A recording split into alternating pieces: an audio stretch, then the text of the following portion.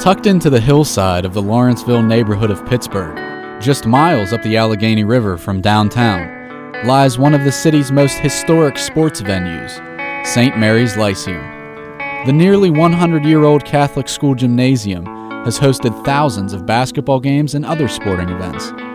Over the years, this building has become a stronghold of the neighborhood, a community holding on to something that goes far beyond the basketball court. Constructed in 1913, the Lyceum was built as part of St. Mary's Parish and School. The gym has been called home to several different school and parish teams, as well as the site for many different tournaments and other events. If you grew up playing Catholic grade school basketball in Pittsburgh, you probably at one time have played at the Lyceum. But this small, old piece of history is not your run-of-the-mill basketball court. And everybody remembers this place was unique, probably one of the craziest places to play. Most courts are cookie cutter, where they have the bleachers on the side with the court. This place has the balcony surrounded it. The referees always said this is probably the toughest place to referee because the fans are on top of you, and they can see everything that's called on the court, even though you may not see it. Modern day basketball collides with old school teachings. I mean, you walk in here and there's an aura about this place. You know, I try and tell people that aren't in here, there's a balcony overlooking the floor. Like, what are you talking like a YMCA? People walk around the top? I said, no. I said, you sit up here and actually you sit in church pews and watch the games. When we played Lawrenceville Catholic here, which was a Catholic high school, a Class A high school, we played high school ball, and they would jam 600-700 people in here. And we very seldom lost down at this place. And the high school teams very seldom lost. It's just a tough place, and it's a smaller court, but that's all most courts were in those days when they first built this place. You didn't have the huge courts like they have today. The first time they come in here, they're you got to take them out onto the court and have them look up. But I remember playing here in this place, being packed with people. There was no better feeling. I mean, it was just awesome. The fans are on the court with you. It's just a fantastic place to play basketball. But it's a tough place to play, and people remember it because of, it's unique. Nothing's built like this place. When it comes to players who have showcased their talents at the Lyceum, this structure has quite the impressive resume. Danny Marino played down here. Tommy Clements, who's the quarterback's coach for the Green Bay Packers, also the head coach for the Green Bay Packers, played for St. Rosalia. Some other players include former Duke basketball player and Pittsburgh Pirate Dick Grote, former Pittsburgh Panther guard Yuri Demetris, former Penn State quarterback Anthony Morelli, Charlotte Bobcats guard Matt Carroll, and actor Michael Keaton. However, basketball was not the only sport played at the Lyceum. When they built this place in 1913, there was 4 bowling alleys, so they had bowling here. They had boxing, and this is a perfect place for a boxing venue. They put boxing and wrestling both, but boxing, a lot of boxing. They had their own boxing team here at St. Mary's in the 30s when Pittsburgh was probably the capital of boxing in the world. At one time they had 3 world champions and almost had a 4th. If Billy Conn would have beat Joe Louis, it would have been a 4th. But Fritzy Zivit, who held 3 titles at the same time, boxed here a number of times. The Lyceum was also used for studio wrestling. Also, in wrestling, they had Bruno Sammartino and a number of the Batman, George Animal Steel. They all wrestled here at one time when they had wrestling, which is a little more of a crazier crowd. The Lyceum has long been a place for the people of Lawrenceville to come together to enjoy the festivities at the venue. Behind any place of history lies a long line of volunteers keeping the tradition going over the years. The main person responsible for that in the present day is Mickey McGrain. Unsolicited athletic director for St. Mary's. It used to be St. Mary's, we still call it St. Mary's, for Our Lady of the Angels. And I basically coordinate everything up here as far as the upstairs of the Lyceum is concerned for basketball and any type of thing that's going on up here. Mainly basketball all the way from November to the end of March. Mickey is Lawrenceville. I mean, if you know Lawrenceville, you know Mickey. You know Mickey runs all the sports leagues, basketball, football, just everything in Lawrenceville. He has his hand in it. He's the one that gives back everything that he has. Oh God, long after Mickey's gone, his ghost's gonna be walking around here. Him, his father, I mean, they built this place and everybody sort of fell into place around them, but they were the ones that always took the lead and just always there for the kids. And Mickey, even not just in this Lyceum, but our Ninth Ward Youth Association, everything as a whole, he's just a part of everything, and he gives all his time to the kids, and I can't say enough about him. McGrain's ties to the Lyceum and Lawrenceville run in his genes. His father, John Baldy McGrain, was Mickey's predecessor as athletic director at the Lyceum. Mickey took after him, actually. He was the one that was always at the games, always greeting you at the door. When I was younger, I would always see him at all the games, especially at the baseball fields. He ran everything as a sports, and Mickey really took that over. The McGrain family in general they're a huge part of Ninth Ward through baseball, softball, flag football. This Lyceum should be named after them. They've just given so much time, so much over the years. And Mickey has never had kids, so he does this for everybody else's kids. His father really started a lot of those programs, and so it was integral to the McGrain family that over many years they've been running sports programs out of there and have done a great job with it. And that's one of the things that really has helped to keep the place vital. McGrain is also the commissioner of the local baseball league. The field where Ninth Ward Baseball Association calls home is named after his father. The Lyceum is where the McGrain family got its start. Mickey's parents actually met at the gymnasium during a community dance. And my dad was a DJ. My dad also was a DJ that used to position himself up at the corner up here when they had the dances. They would bring some bands in, some big bands or whatever. And that's how my mom met my father at this place here. My dad, we have a tournament starting here. It's a Christmas tournament. It's been going on for 55 years. This is our 55th year coming up. One time we had 93 schools, all Catholic schools. And since I've been a little kid, the first thing I remember is being either here at the Lyceum or down at the field with my dad. There was 8 of us in our family. I was the one that followed after my father. And the first thing I remember in life is being up at Lyceum. It was like my second home. For the McGrain family and the tight-knit community of Lawrenceville, 2 things were a common bond for the neighborhood: sports and faith. Being a Catholic school gymnasium, these ideas were apparent in St. Mary's Lyceum. Since the mid-1800s, Lawrenceville was a community with a strong Catholic presence. Over the years, that changed drastically, as 5 of 6 churches in the neighborhood closed between 1993 and 2012.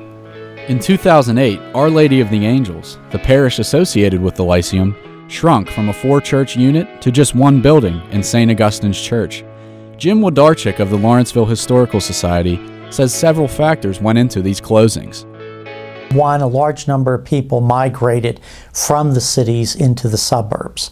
So Lawrenceville, that 1900, when it had 33,000 people at its peak, today has about 92 or 9,300 people. So you've lost approximately 3/4 of your population. Obviously, the people of Lawrenceville were not happy with the closings, but with an apparent drop in church attendance and finances, there was nothing they could do.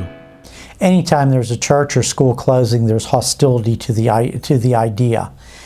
You can justify it all you want, but in the minds of the people, this is where the churches were.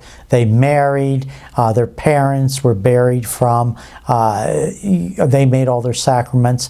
So it's very close to their hearts, even though they can't afford to continue to support churches. There's this emotional attachment to the facility.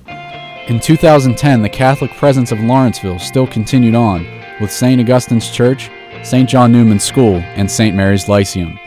But unfortunately, the closings did not stop with the churches. That same year, the Diocese of Pittsburgh announced that St. John Newman's School, the lone Catholic school in Lawrenceville, would close at the end of the school year due to a lack of finances and enrollment. The school used St. Mary's Lyceum for home basketball games and other school activities. When the school closed, parents like Dawn and Bob Narr, teachers, and other members of the Lawrenceville neighborhood lost a vital piece of their community. I cried a lot. It was a great school. I'm sorry. I had 3 kids that went there, fantastic teachers. It was the only school left in our community. It's heartbreaking. That's about it. I believe me and my wife and all 3 of my kids sat in the living room and cried. It was absolutely devastating. That's the only word I can use to describe it. They were losing losing their community pretty much, where all their kids went. That's where you always sent your kids. And after losing that, they didn't know what to do. We were never in debt in all the years we were open. It was 21 years. We were finished in the black every year. We had $151,000 we raised for the school year for the following year already in place. And they were trying to merge us with Immaculate Conception up in Bloomfield. Immaculate Conception didn't want the merger. We didn't want the merger. They were in debt. We weren't. And what they ended up doing, they told us in February of that year we were going to be open for another 5 years. Holy Spirit had closed over in Millville. A lot of those people come over here and registered for the following year. In late March, they called our principal and said, we're closing you. And we basically had no say-so in it. They froze everything, all the assets. You know, I walk past that school and I'm like, man, I can't believe it. You walk by and there's overgrowth of trees and it's up for sale, and you're just, you know, the sign still sits on the front of the school that says St. John Newman, building the community one child at a time. And you're like, oh, man, I can't believe it's gone still, you know. The school, you always lose something when you lose a school. And the presence of a number of the young people and younger families tend to come more to the school sometimes than to the parish, but come, you know, because of the school. With the closings of the school and the churches in the area, the Catholic identity of the community of Lawrenceville was slowly fading. I actually quit going to church. I pulled my 3 kids out of Catholic school. I didn't feel it was right that, my husband and I we struggled every year to pay tuition for 3 kids. I mean, it's expensive. You know, you don't get a lot of help. Every church in this area was centrally located for the elderly, and it was primarily a stronghold for the elderly and Catholicism, and they just stopped passing it down as a result. And there's a lot of bitterness, and, you know, there's not a strong teaching anymore around here. It really isn't. And we sort of lost our identity as a school. And it's a shame because we've had Catholic schools in this area since 1881. That's when this school started at St. Mary's, and the churches since 1848, and they've closed everything. Without a school or church to support the Lyceum, the future of the gym was in question. A centerpiece of the community, standing alone.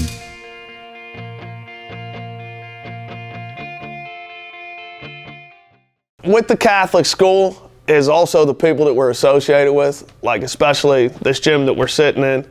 I mean, the coaches and the mentors that I experienced as a kid coming up, it just makes the community 100% better. I mean, it's just a real tight-knit family.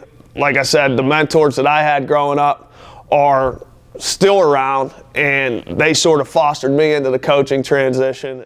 These same mentors that influenced NAR, like Mickey McGrain, had the same effect on one young local resident who in 2009 did something that may have saved the Lyceum from closing along with the school. Andrew Chakowski, a lifetime resident of Lawrenceville, decided to restore the gym he grew up playing in as part of his project to become an Eagle Scout. Over the years, I saw it start to deteriorate a little bit, and compared to other gyms that were a lot newer, we weren't keeping up with that. And I wanted to give back to the kids that were in the programs then, to have a place that they could call home and a gym that they could be proud of. Andrew came, and his dad came to me about a year before they did that and said he needed a project for to become the Eagle Scout.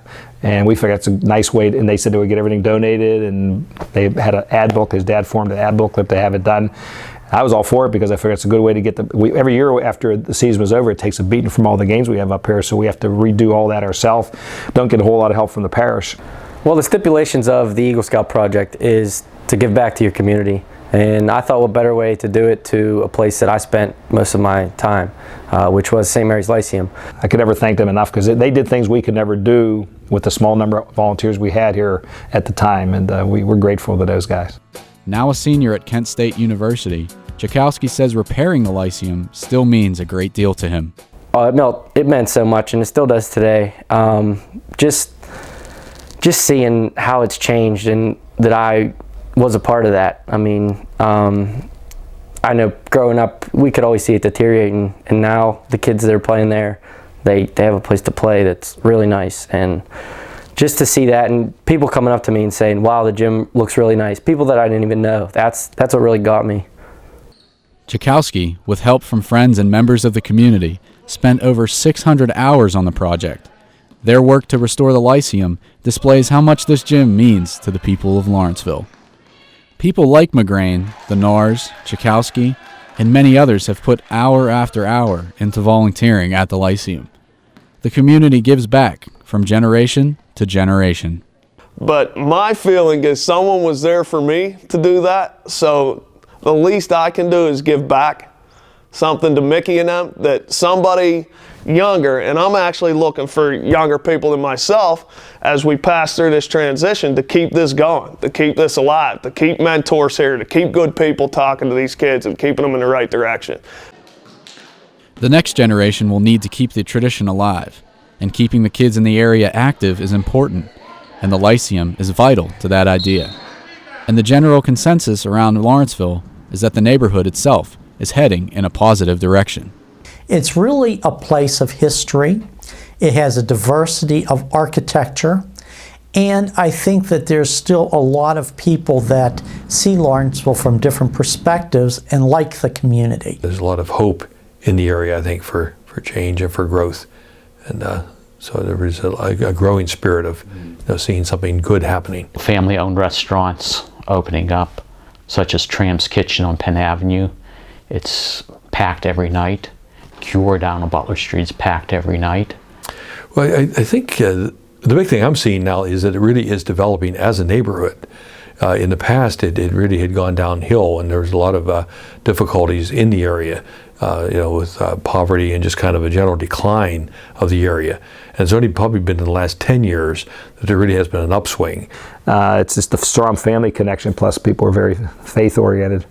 And it's just everybody tries to help when there's problems, but everybody helps each other, and you pretty much know everybody that lives around you. It has a great community spirit. I've noticed that people who grew up here are very dedicated to the neighborhood. They say, "Oh, I remember when," and they'll talk about the old days. With the community rebuilding, Our Lady of the Angels pastor, Brother John Harvey, thinks the Catholic presence has been on the upswing in the neighborhood. The presence of the church, I think, is very important here, and we're getting a lot more young people becoming part of the parish and having more baptisms, more marriages, and so I'm very hopeful that the parish is going to continue to grow as the area changes. And then the question would be, how does the Lyceum fit in with that? And I'm not sure. Well, it remains to be seen how things develop here in Lawrenceville to determine what the best needs are for the area. St. Mary's Lyceum remains open in 2012, approaching its 100-year anniversary in 2013. With everything this neighborhood has been through, the Lyceum stands strong because of the people. But it means so much to the people in Lawrenceville because it's like a meeting place for everything, sports related, plus with bingos and all the activities, the horse races and the fundraisers that go on here, and the dinners and the weddings, and it goes on and on. But people just remember, it's just one of them things that your hope never goes away, but you don't know how long you can keep it under. The way the diocese is going now with closing things, you don't know what's going to happen. So we just take it 1 year at a time now. No matter what game it is, even if it's a holiday tournament, you don't know anybody there playing, you'll know the people there because they come to just be at the Lyceum in the atmosphere. This would be like when they tore down Forbes Field in Oakland. It's just like a shrine to people. This is something that you're always fighting to keep open. With the diocese changing so much, we don't know how many more years they're going to hold this thing. 1 year at a time, the Lyceum is sure to make it through another season as the 2012 holiday tournament is underway. As of 2011, there have been over 3,700 teams and 83,000 players who have paced the Lyceum hardwood since the tournament began in 1958. God, we go one day at a time. Every time I come in here and I see all the pictures and the past winners of the tournament, I know we got at least one more year of the tournament. The atmosphere of how it is, and the just how we have had so many tournaments here. I mean, I can't even tell you. They've started in 1958, I think, and they're still going in 2013. It's just, people just keep coming back because it is such a, memorable place, and everybody wants to say they played here. With no school or parish teams, no one uses the gym as a home court anymore. However, the Lyceum still hosts 2 tournaments a year, as teams from across the Pittsburgh area continue to participate, because it truly is a special atmosphere. McGrain knows the future of the Lyceum, like many diocesan buildings, is forever in question. I think I think they know they have to keep it open. Otherwise, they've closed everything else. They have to try to keep this open. But eventually, we look for them to try, but we're ready for them if they do. But we actually talked about even buying the building off of the parish and keeping it open as an independent. With one church remaining and no school, the people of Lawrenceville still congregate at the building that means so much to them. To this point, the people of Lawrenceville, especially the Catholic community, have done their part in keeping the Lyceum up and running, especially people like Mickey McGrain.